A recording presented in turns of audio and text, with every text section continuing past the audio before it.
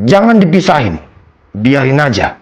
Para pengkhianat akan saling tikam, saling tikung, saling hujam satu sama lain.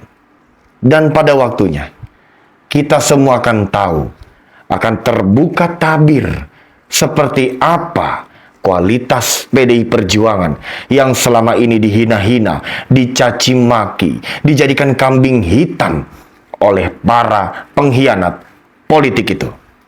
Percayalah, partai sebesar PDI Perjuangan tidak butuh dua jenis manusia di negeri ini. Pertama, penjilat. Kedua, pengkhianat. Dua-duanya sama berbahaya. Dua-duanya sama busuknya. Dan dua-duanya cepat atau lambat akan digilas oleh roda sejarah. Alam semesta selalu punya caranya sendiri. Caranya untuk membuka topeng, membongkar misteri, dan mempermalukan satu persatu para begundal politik yang selama ini gemar bersandiwara di depan layar. Sekarang mari kita jujur. Pada akhirnya, kalian sendiri yang akan menyimpulkan. Ternyata, lain di depan, lain pula di belakang. Di depan manis, di belakang tikam. Di depan bicara rakyat, di belakang hitung kantong pribadi. Mereka tidak pernah bisa bertahan di satu partai saja. Kenapa?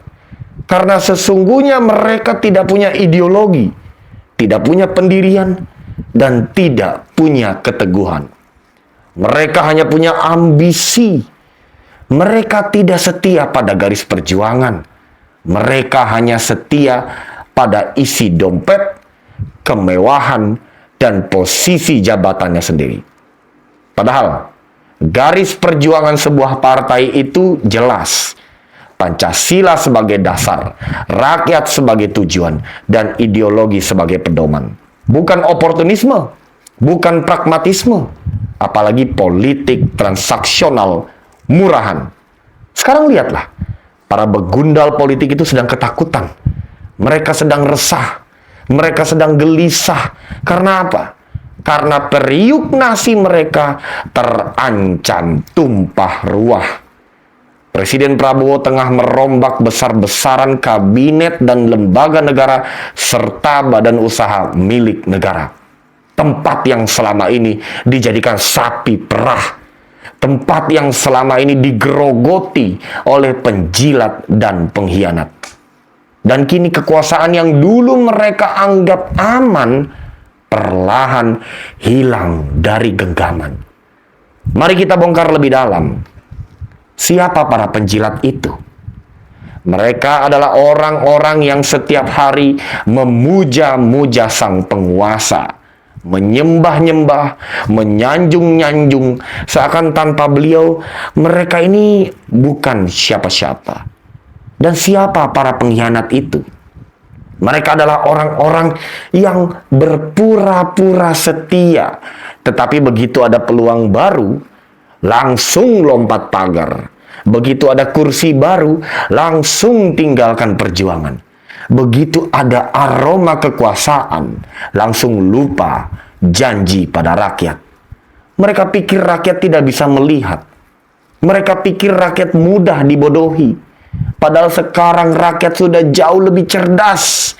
Rakyat tahu siapa yang sungguh-sungguh berjuang dan siapa yang hanya berpura-pura. Kalau kita tarik ke sejarah, pengkhianat itu selalu punya akhir yang tragis. Bukan karena dilawan, tapi karena mereka saling makan satu sama lain. Pengkhianat tidak pernah bisa bersatu. Kenapa? Karena tidak ada ikatan ideologi yang mengikat mereka. Ikatan mereka hanyalah kepentingan. Dan kalau kepentingan itu pecah, mereka akan saling menikam. Itu hukum alam politik. Dan saat ini kita sedang menyaksikan bagaimana hukum itu bekerja. Percayalah, lawan mereka itu bukan PDIP. Lawan mereka bukan partai manapun. Lawan mereka adalah Tuhan yang Maha Esa. Dan siapa sih yang bisa menang melawan Tuhan? Mereka boleh membuat rencana, mereka boleh bersandiwara, mereka boleh membangun panggung pencitraan, tapi semesta tidak bisa mereka tipu. Semesta akan mempermalukan mereka satu persatu di hadapan rakyat Indonesia dengan caranya sendiri, dengan waktunya sendiri. Jadi jangan heran kalau dalam waktu dekat kita akan menyaksikan pemandangan yang luar biasa. Para pengkhianat saling telanjang, saling buka aib, saling sikap borok, dan akhirnya saling terekam.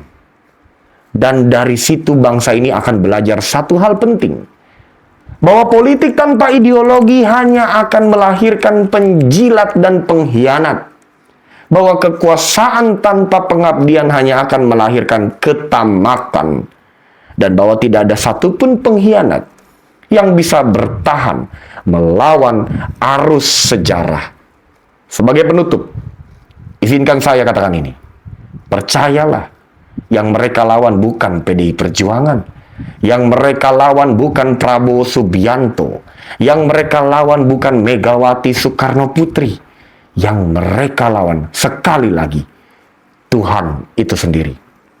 Dan kalau sudah sampai di titik itu, yakinlah, tidak ada satupun pengkhianat yang bisa lolos dari murka semesta.